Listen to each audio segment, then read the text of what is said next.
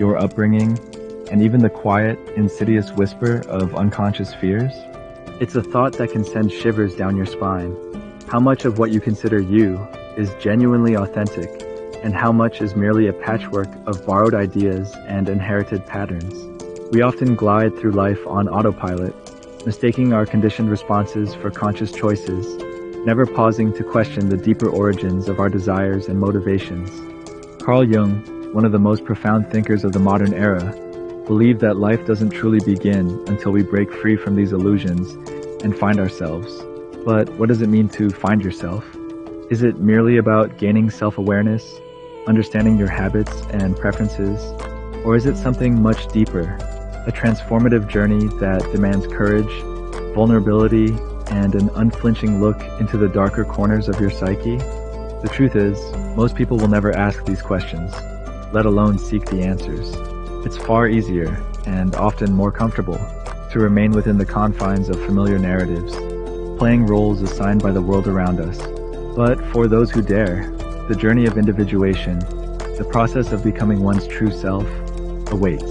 It is a path marked by uncertainty and challenge, but also by profound freedom and authenticity. Today, we're diving deep into Jung's insights, peeling back the layers of conditioning, and uncovering the path to living a life that is truly your own. If you've ever felt the quiet tug of something more, a sense that you've been living just a fraction of your potential, this journey might just hold the answers you've been seeking. From the moment we are born, the world around us begins to shape us. We are given names, assigned roles, and surrounded by expectations, long before we ever develop the ability to think independently. Like wet clay, we are molded by the hands of parents, teachers, peers, and the invisible yet powerful force of societal norms. Without realizing it, we begin to fit into a carefully constructed mold, often mistaking it for our true selves. This conditioning is not always loud or obvious. It often comes in quiet, seemingly harmless moments. A child who expresses emotions too freely might be told to toughen up, or to stop being so sensitive. If they dream too big, they are gently reminded to be realistic, or warned not to set themselves up for disappointment. These little corrections accumulate over time, like drops of water carving out a riverbed, subtly but profoundly altering the flow of a person's natural expression. As the years pass, the child learns the unspoken rules of the world. They understand which parts of themselves are welcome and which are better left hidden. The loud, curious child may become quiet and compliant. The imaginative dreamer might trade their creativity for practicality. Bit by bit, we trade authenticity for acceptance, sculpting a version of ourselves that feels safer in the eyes of others. This is where we develop our persona, the mask we wear to navigate society. It is not inherently bad. In fact, the persona is a necessary tool. It allows us to adapt, to interact, and to fulfill our roles in different social settings. It helps us blend in when needed and present ourselves in ways that are socially appropriate. But like any tool, its value depends on how we use it. The danger lies in over-identifying with this mask. Jung warned that when we become too attached to our persona, we risk losing sight of who we truly are. We begin to believe that the mask is the face, that the role is the person. Life becomes a series of performances, each tailored to meet expectations, to gain approval, and to avoid the sting of rejection. We live for the applause of others, mistaking it for fulfillment, all while our true selves remain buried beneath layers of pretense. But deep within us, beyond the mask, there is another force at play, one that refuses to be silenced. It is the quiet, persistent whisper of authenticity, the raw and unfiltered self that longs to break free from the prison of conditioning. No matter how much we try to conform, this part of us never truly goes away. It waits patiently, sometimes showing up in fleeting moments of honesty, or surfacing as a vague sense of dissatisfaction, a reminder that there is more to us than the roles we play. Have you ever felt an intense, almost irrational irritation towards someone? Perhaps it was a coworker whose arrogance got under your skin, or a friend whose neediness made you want to pull away. Maybe it was a stranger whose mere presence sparked an unsettling discomfort. While it's easy to dismiss these reactions as mere personality clashes or bad vibes, Carl Jung would argue otherwise. He believed that these reactions are rarely random. They are often the telltale signs of your shadow at work. The shadow, as Jung described it, consists of all the parts of ourselves that we have rejected or suppressed. It is a vast reservoir of everything we deem unacceptable, not only the negative traits, like our fears, insecurities, and desires, but also our hidden strengths and untapped potential. It is where our darker impulses reside, alongside the unlived aspects of our personality. Essentially, it is everything we refuse to see about ourselves, but that continues to influence us from the depths of the unconscious. From an early age, society teaches us what is acceptable and what is not. We are praised for traits like kindness, patience, and discipline, while anger, envy, or neediness are met with disapproval. In response, we push these undesirable traits into the shadows, burying them under layers of learned behavior. However, the shadow doesn't disappear simply because we ignore it. Like a dormant volcano, it remains active beneath the surface, finding subtle and often destructive ways to express itself. This hidden self influences our behavior in ways we might not recognize. For example, someone who suppresses their anger might not lash out directly, but could find themselves perpetually surrounded by aggressive personalities, perhaps even been unconsciously provoking them. Another who hides their vulnerability may attract overly emotional people, experiencing discomfort yet also a strange pull toward them. We project our shadow onto the world, seeing in others what we refuse to acknowledge in ourselves. The traits that trigger us most in others often hold a mirror to our own unexamined depths. But here's the transformative insight. The shadow is not an enemy. It is not something to be eradicated, but rather something to be understood. Beneath its unsettling exterior lies a doorway to profound self-discovery. When we resist our shadow, it controls us from the shadows.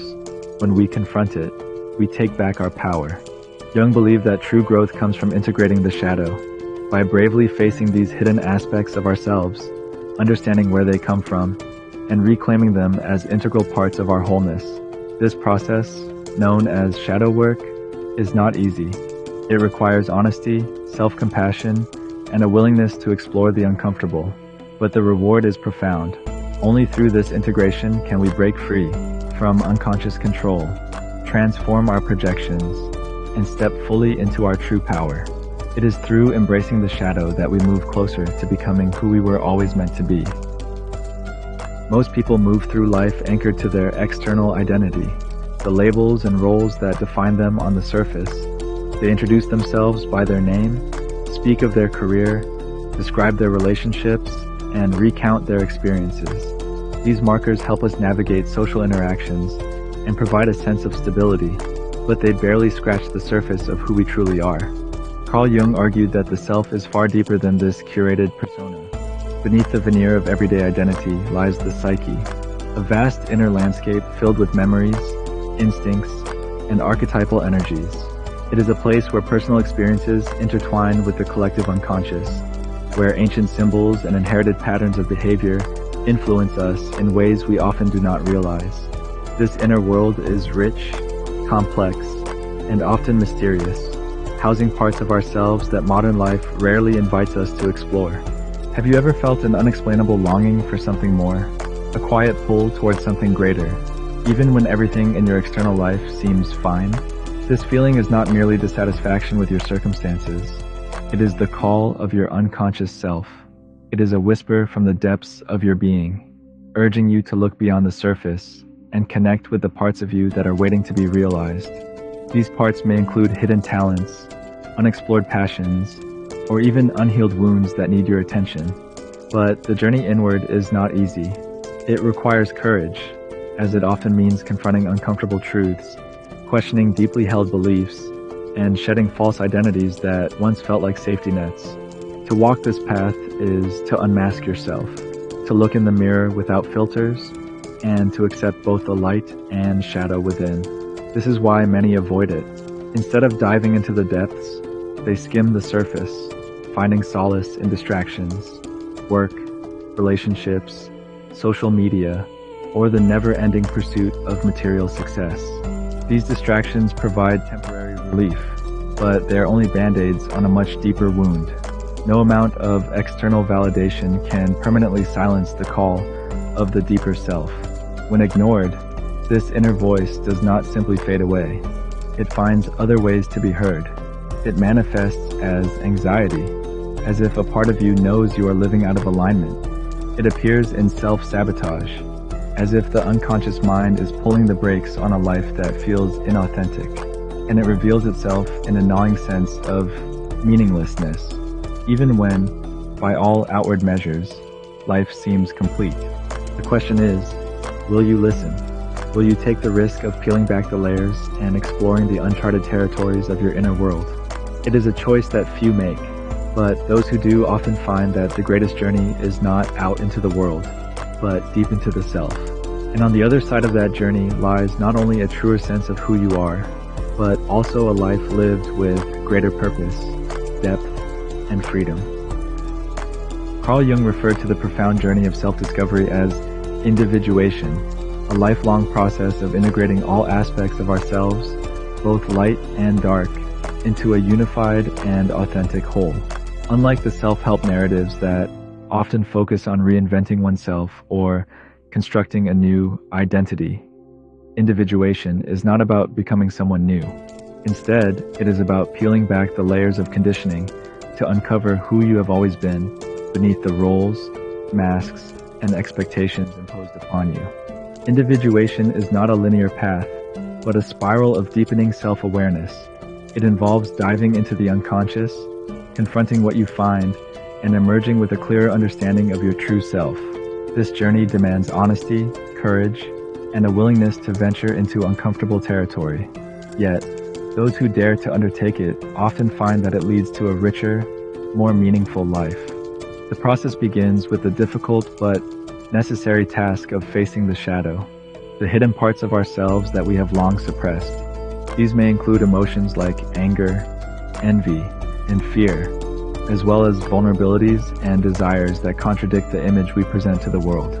Instead of allowing these traits to control us from the shadows, individuation requires us to bring them into the light. By understanding where they come from and accepting them as part of our human experience, we can transform them into sources of strength and wisdom. However, facing the shadow is only the first step.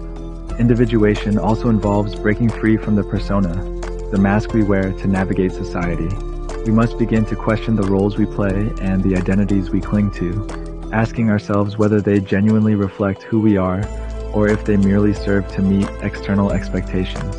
This process can be unsettling, as it often means letting go of familiar identities, even if it disrupts relationships or alters how others perceive us. But in doing so, we reclaim our autonomy and move closer to living authentically. Another crucial aspect of this journey is learning to listen to the unconscious. I believe that our unconscious mind constantly communicates with us through dreams, instincts, and emotions. Dreams, in particular, are like letters from the unconscious, filled with symbols and hidden messages that, when interpreted, can guide us toward deeper self-awareness. By paying attention to these subtle cues, we open a channel to our inner world, allowing us to uncover truths about ourselves that the conscious mind often overlooks. Through all of this, individuation challenges us to embrace our complexity. It asks us to accept that we are multifaceted beings, both strong and weak, rational and irrational, logical and emotional. Rather than striving for an idealized version of ourselves, we learn to hold space for our contradictions and to find peace in our imperfect humanity. Those who commit to this journey often discover that their fears gradually lose their power. They find themselves making decisions with greater clarity, guided by an inner compass rather than by the shifting demands of the outside world. Their sense of fulfillment deepens as they align more closely with their true desires and values. Instead of life feeling like a series of roles to play or boxes to check, it transforms into a path of genuine expression and purpose. However, even for those who make it this far, there remains one final and formidable hurdle, the greatest illusion of all. Many of us move through life with the quiet, almost unquestioned belief that our identity is fixed. We see ourselves as a collection of past experiences, memories, and stories, woven together to form a coherent narrative of who we are. We cling to labels, our name, our profession, our relationships, and allow them to define us. But Carl Jung saw through this comforting illusion. To Jung, the self is not a static construct, but a dynamic, ever-evolving presence. It is not bound by the narrow confines of the ego, which is merely a tool for navigating the external world. The ego, while necessary for daily functioning, is not the totality of who we are. It is a gatekeeper, offering us a sense of identity and continuity, but it also acts as a barrier, keeping us from exploring the deeper realms of our psyche. The problem arises when we over-identify with the ego. When we mistake the mask for the face, we become trapped in a cycle of repetition, repeating old patterns, reacting to life through the lens of past wounds, and interpreting new experiences in the shadow of old narratives. We begin to believe that our thoughts are who we are, that our past defines our future, and that safety lies in the familiar. True freedom, according to Jung, comes when we loosen the grip of the ego. It is found in the willingness to step beyond the well-worn paths of identity and venture into the unknown. Growth lies beyond certainty, in that vast and often uncomfortable space where we surrender control and embrace the mystery of existence. It is here in the uncharted territories of the psyche that transformation occurs. Jung believed that the key to this transformation is transcendence, a state where the rigid boundaries of the ego dissolve, allowing us to experience life as part of a vast, interconnected whole. In this state, the illusion of separateness fades, and we begin to see ourselves not as isolated beings, but as threads in a greater tapestry. This shift in perception is not merely intellectual, but deeply experiential. It brings a profound sense of belonging and a wisdom that cannot be grasped by the rational mind alone. When we transcend the ego, we open ourselves to life in its fullness. We become more receptive, more creative, and more compassionate. Our decisions are no longer driven by fear or a need to protect the fragile identity of the ego, but by an intuitive sense of alignment with something greater. Instead of reacting to life, we learn to respond with presence, with curiosity, and with a quiet confidence that whatever arises, we have the inner resources to meet it. This is the final hurdle in the process of individuation, the challenge to go beyond the self we think we are and to embrace the self we are becoming. It is the ultimate act of courage and the doorway to a life lived not from the head, but from the heart. So how do you start this profound journey of individuation? How do you move from living a life of surface-level identity to one of deep, authentic self-awareness? The first step is to observe your persona, the mask you wear to navigate the world. Pay close attention to the roles you play in different settings. Notice how you present yourself at work versus with friends or family. Are these expressions of your true self, or are they crafted to meet the expectations of others? Do you act out of fear?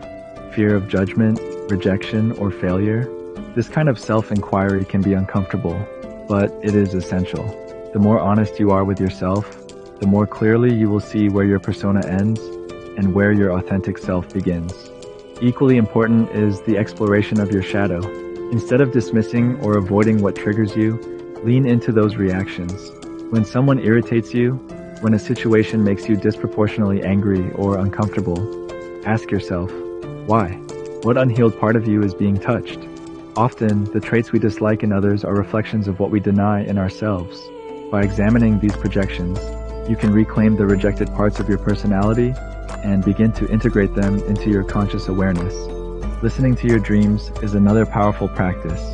Jung believed that dreams are not random, but rather direct messages from the unconscious. They offer symbols and stories that, when interpreted, can guide you toward deeper self-understanding. Keep a dream journal by your bedside.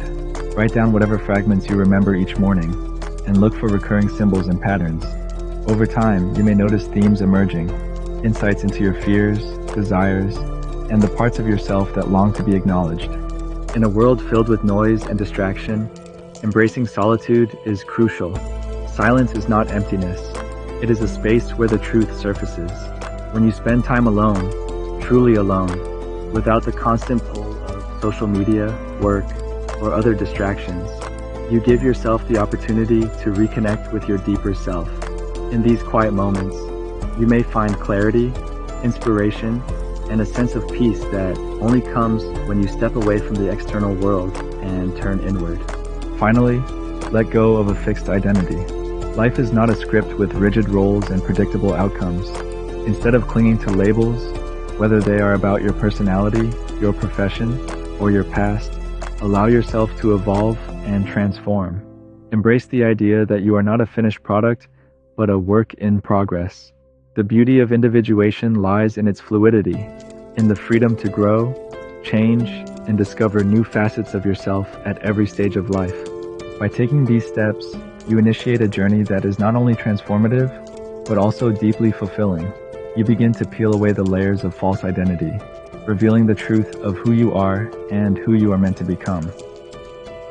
Most people will never embark on this journey.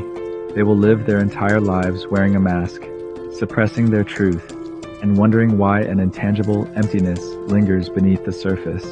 They will move from one distraction to the next, searching for fulfillment in external achievements, fleeting pleasures, or the approval of others, never realizing that what they truly seek lies within. But you have a choice. You can continue living as a fragment of yourself, bound by illusions, repeating the same patterns, and mistaking comfort for happiness. You can remain within the confines of the persona, safe but stagnant, slowly disconnecting from the vibrant, authentic self that longs to emerge. Or you can choose a different path. You can step into your fullness, embracing every part of who you are, the light and the dark, the strength and the vulnerability. You can dare to look inwards, to confront the shadows, and to listen to the quiet wisdom of your unconscious. This is not a path for the faint of heart. It demands courage, honesty, and a willingness to face the unknown. It requires you to shed the layers of false identity and to walk through the discomfort of unlearning who you thought you had to be. Carl Jung once said, "Until you make the unconscious conscious, it will direct your life and you will call it fate." These words carry a powerful truth. When you remain unaware of your inner world, you become a puppet to forces you cannot see. Your fears, your unresolved wounds, and your suppressed desires pull the strings, shaping your choices and dictating your destiny. But when you bring light to these hidden realms, you reclaim your power. You shift from being a passive participant in your own life to becoming its conscious creator. The path to finding yourself is not a journey with a clear map or a guaranteed destination. It is more like walking through a dense forest, where every step requires trust in yourself and in the process. You will face moments of doubt, times when you question whether it is worth it, whether the comfort of the familiar might be better than the freedom of the unknown. But if you persist, if you keep moving forward despite the uncertainty, you will reach a place of profound understanding. And when you do, you will realize something life-changing. You were never truly lost. Your true self was always there, patiently waiting beneath the layers of conditioning, beneath the noise of the world, beneath the fears that held you back. All along, it was not about finding something new, but remembering what had always been. Life doesn't begin when you are born. Life begins when you find yourself.